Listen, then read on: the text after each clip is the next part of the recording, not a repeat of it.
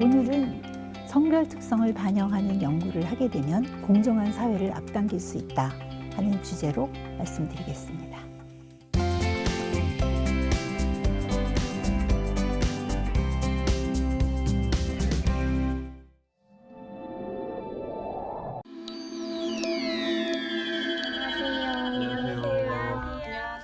안녕하세요. 한국과학기술젠더혁신센터 소장 이혜숙입니다. 지구상에는 남녀가 각각 반반이 있습니다. 그러나 그들이 살고 있는 곳 또는 그들의 나이, 인종에 따라서 다양한 교차 요소들이 생기게 됩니다. 과거에는 동물의 경우 암수, 사람의 경우는 남녀를 구별하지 않고 실험하고 연구해왔던 것이 사실입니다. 그러나 이제는 연구의 주제 선정, 결론과 보고에 이르기까지 연구 개발의 모든 과정에 성별 특성을 반영하는 것이 필수적이라 하겠습니다. 왜 연구 개발 혁신에서 성별과 함께 나이와 인종 등 다양한 교차 요소에 관한 특성을 고려하고 분석해야 할까요? 2021년 3월 미국의 질병통제예방센터 CDC는 코로나19 백신 부작용 중에서 여성이 79.1%로 굉장히 높다고 발표했습니다. 남녀의 면역 반응의 차이에 의해서도 중증 알레르기 반응인 아나필락시스 부작용인 대부분 여성에게 나타난다는 것도 나와 있고요. 남녀는 다양한 종류의 백신에 대해서도 서로 다른 반응을 보이고 있다는 것이 진작부터 알려져 있었는데요. 남성보다 여성이 더 높은 항체 반응을 보이고 있기 때문에 백신 접종에서 여성이 더 많은 부작용이 보고되고 있습니다. 이는 호르몬과 면역 반응의 차이에서 오는 것으로 볼 수가 있는데요. 에스트로겐의 경우는 여성의 백신 반응을 높이는 반면에 테스토스테론은 오히려 남성 백신 반응을 억제하는 기능을 합니다. 코로나19에 대한 임상시험과 백신의 효능과 안전성에 대해서 성별 특성을 분석하고 영향을 고려하는 포괄적인 연구가 필요한 사례들이라고 하겠습니다.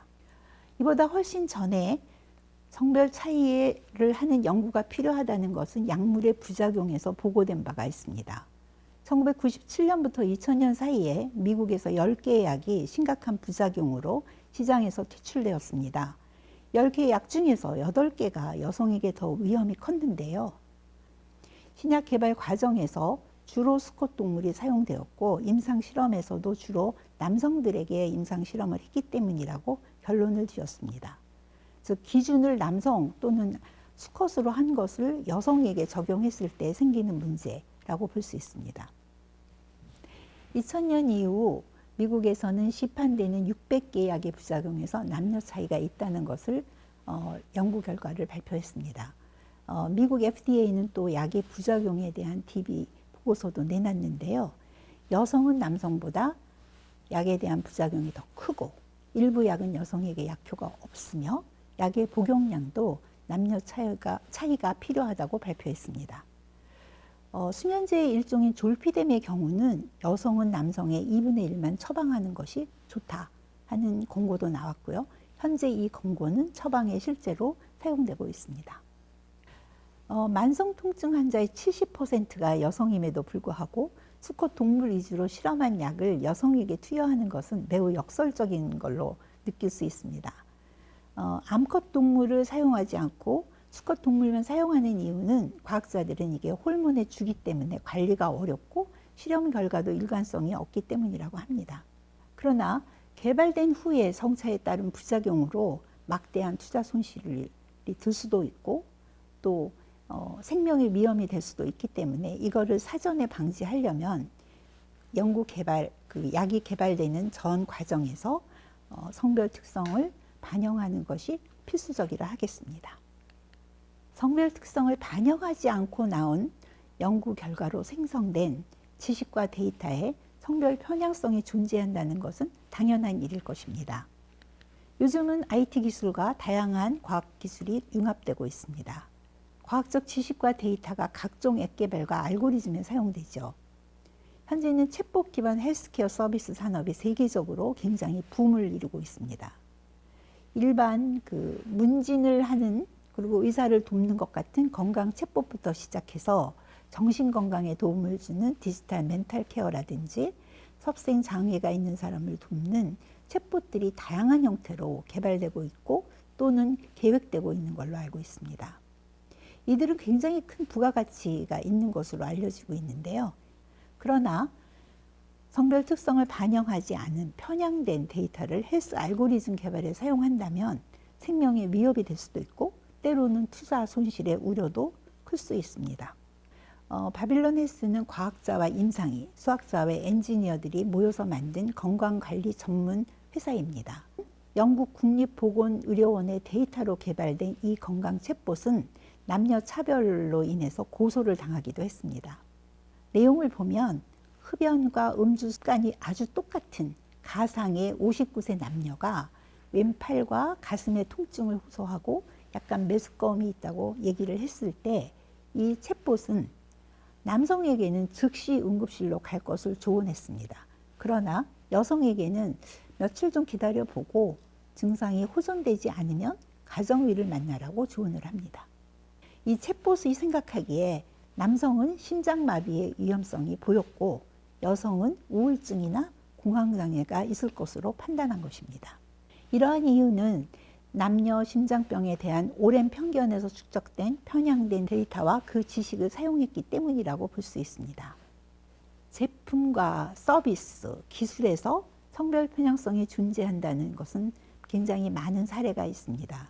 인공지능의 편향성과 신뢰성도 도전을 받고 있는데요. 얼굴 인식 알고리즘은 대부분의 회사에서 만든 것들이 백인 남성을 가장 정확하게 인식하고 다음은 백인 여성, 다음은 유색 남자, 그 다음에는 가장 인식률이 정확도가 떨어지는 것은 피부색이 짙은 여성들입니다. 이런 사실을 맨 처음 발견한 사람은 불이익을 당한 사람이겠죠. 그래서 MIT의 흑인 대학원생이 자기는 잘 안 되는 깍공 놀이가 자기 친구인 백인 여성은 잘 할 수 있기 때문에 이런 연구에 시작해서 이런 연구 결과를 처음에 내놓고 그 이후로 이제 다양한 조사 분석들이 이루어지고 있습니다. 채용 알고리즘도 신뢰할 수 있나요? 이미 많은 분들이 아마존 케이스를 들어보셨을 것입니다. 아마존이 자체 채용을 위해서 개발했던 채용 알고리즘은 여성을 다 버리는 그런 오류를 범했기 때문에 수정하다가 잘 안 돼서 그냥 폐기 처분한 것으로 보도가 됐습니다. 알고리즘의 젠더 편향 사례는 애플 카드에서도 나타나고 있는데요. 애플 카드는 실제로 신용도가 더 높은 여성에게 신용 한도를 남성보다 더 적게 주는 것으로 나타났고 이런 사례들은 사용했던 사람들에 의해서 발표가 되고 널리 알려지게 되면서 뉴욕주의 규제 당국에서 조사에 착수했습니다. 애플은 운영 파트너인 골드만삭스를 비난을 했고요. 골드만삭스는 알고리즘을 비난했습니다. 그러면 차별을 받은 사람들은 누구한테 책임을 물어야 할까요? 네, 앞으로 해결해야 될 큰 숙제가 아닐 수 없습니다. 이처럼 다양한 인공지능에서 편향성과 신뢰성이 도전을 받고 있습니다.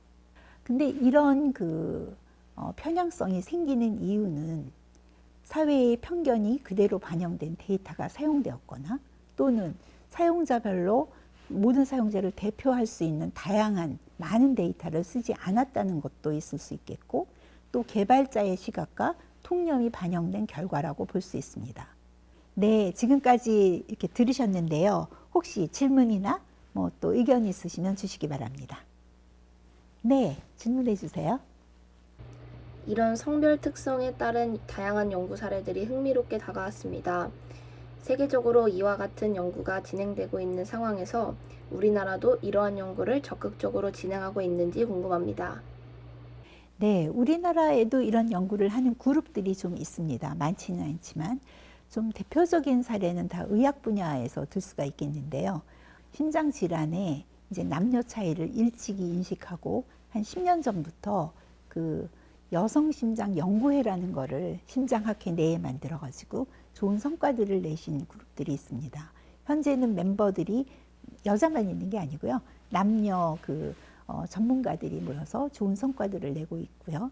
또 다른 사례로는 소화기 내과에서도 남녀의 차이가 많이 발견되고 있습니다. 뭐 대장암의 경우라든지 또는 대사의 문제라든지 아니면 소화기의 어떤 질환으로 인해서 뭐 이제 정신 건강에 미치는 영향이라든지 다양한 요소들이 있는데 외국에서는 그렇게 아주 핫한 그런 분야가 아닐 수 있는데 우리나라에서는 서울대 김나영 교수팀이 굉장히 이걸 잘하고 계셔서 이 사례들이 해외에 널리 알려지고 있습니다. 대표적인 두 가지 의학 분야의 사례로 말씀드릴 수 있겠습니다. 아무래도 이게 빨리 드러나는 것은 의생명 보건의료 분야일 거라고 생각합니다. 그거는 이제 국민의 뭐 삶의 질이라든지 건강하고도 직결이 되지만 또 한편으로는 이 막대한 보건의료비를 좀 절약하는 방향으로 갈 수도 있기 때문입니다. 미국 FDA에서는 어떤 약은 약효가 없다 그랬어요, 여성한테. 그럼 약효가 없는 약을 먹을 필요가 없잖아요. 그러니까 이런 일들을 함으로써 쓸데없는 또는 건강에 해가 되는 일도 안 해도 되지만 또 한편으로는 필요 없는 약을 안 먹는 등으로 해서 사실은 보건의료비 전체를 줄일 수 있다는 장점도 있습니다. 구글의 그 인공지능 디렉터인 피터 노빅이 쓴 논문인데요. 다양한 많은 데이터를 가진 적은 모델이 적은 데이터를 가진 정교한 모델보다 더 좋다. 즉 데이터가 좋으면 더 좋은 인공지능을 만들 수 있다는 이론을 제시했고 많은 학자들이 이거를 지지하고 있습니다. 그러면 좋은 데이터란 다양성과 또 큰 사이즈라고 볼 수 있을까요? 다시 바빌론 헬스 케이스로 돌아간다면 과학적 데이터의 경우는 데이터 자체가 이미 편향되어 있기 때문에 더 어려운 상황이라고 볼 수 있습니다. 바빌론 헬스에서는 이 문제를 해결하기 위해서는 다양한 데이터를 넣고 근데 그 다양한 데이터가 다 왜곡되어 있다면 어떻게 할까요? 라벨의 편향을 제거할 수 있는 기술을 도입하고 그 다음에 다양한 환자 그룹에 대해서 테스트를 하는 기술을 도입하면 된다. 이렇게 얘기하고 있는데요. 과연 이렇게 해서 그들이 만들었던 남녀를 차별하는 그런 그 인공지능을 정말 잘 고칠 수 있을지 아직 의문이 듭니다. 성별 특성을 반영한 연구 개발이 시급히 필요한 이유를 이 모든 사례가 얘기해주고 있습니다. 우리는 소비자로서 이제는 물어야 합니다.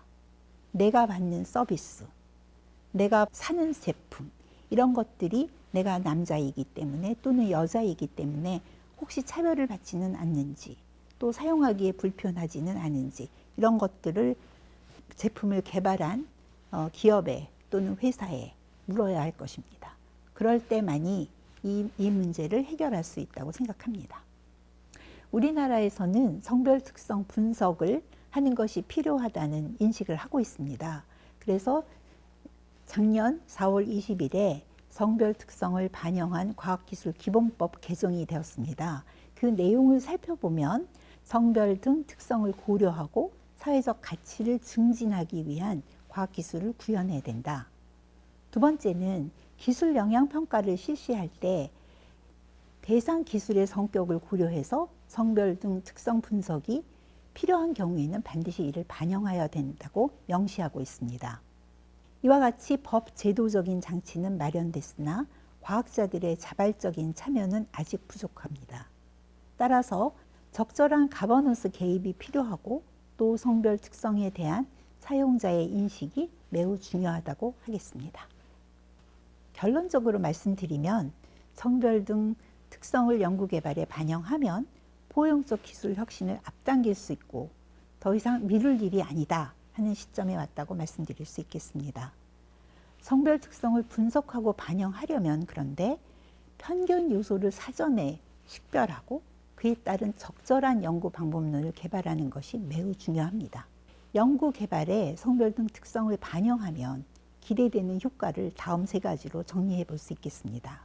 먼저 재현이 가능한 포괄적인 연구 개발이 가능하기 때문에 연구의 수월성을 높일 수 있습니다.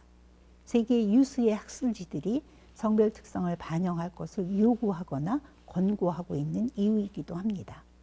또 남녀 모두에게 안전한 기술 개발로 신뢰성을 증진할 수가 있기 때문에 포용적 기술 혁신을 앞당길 수 있습니다. 마지막으로 새로운 시장 창출도 기대할 수 있는데요. 과학적인 증거를 찾고 그 기반 위에서 사용자의 수요까지 반영하면서 새로운 시장 창출에는 시간이 걸릴 수 있겠다라고 할 수도 있지만 요즘의 기술 개발은 굉장히 초고속으로 이루어지고 있기 때문에 성공 사례가 나타날 가능성이 크다고 하겠습니다.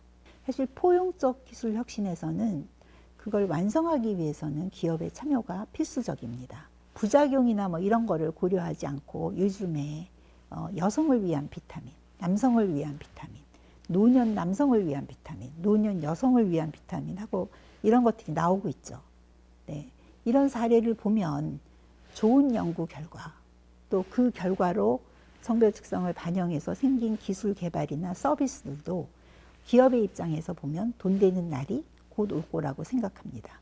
그러면 새로운 시장 창출을 기대할 수 있을 것입니다. 지금까지 잘 들으셨죠? 혹시 궁금한 점 있으면 손 한번 들어주세요. 네, 말씀해 주세요. 이러한 성별 특성에 따른 조사 분석을 위해서는 해부학적 연구뿐만 아니라 AI나 알고리즘 등 융합 연구도 중요할 것 같은데 이런 융합 연구를 위해 필요한 요건에 대해서 알고 싶습니다. 제가 생각하기에는 가장 먼저 데이터인 것 같습니다. 우리가 갖고 있는 많은 데이터들이 성별 분리를 할 수 있는 것들은 좀 해보고, 그다음에 그거를 갖고 연구를 할 수 있는 환경을 좀 만들어주고, 만약에 그렇지 않은 것은 어떻게 우리가 앞으로 연구를 통해서 그런 것들을 개선할 수 있는지 보는 것이 굉장히 중요할 거라고 생각합니다. 사실은 기술 개발할 때는 그 마지막 사회에 어떤 영향을 미칠 것인가, 또는 뭐 사회뿐만 아니라 이 지구 생태계에 어떤 영향을 미칠 것인가 하는 하는 생각들을 연구 개발 단계에서 과학자들이 하기가 굉장히 어려운 경우가 많은 것 같아요. 뭐 실험실에서 미생물만 한다. 그러면 미생물에는 성이 없잖아요. 섹스가 없으니까 나는 이런 거하고 아무 상관이 없어. 그러나 그 미생물을 뭐 개발을 하고 뭐 인공으로 만들어내고 이런 이제 바이오 재료들이 이제 생겼을 때 그것이 어디에 적용되냐면 이런 환경에 적용이 될 것이고 또는 사람에게 적용이 될 것이잖아요. 그렇기 때문에 그게 성이 없다고 아무 생각을 안 해도 된다. 이런 분야는 아니라는 거죠.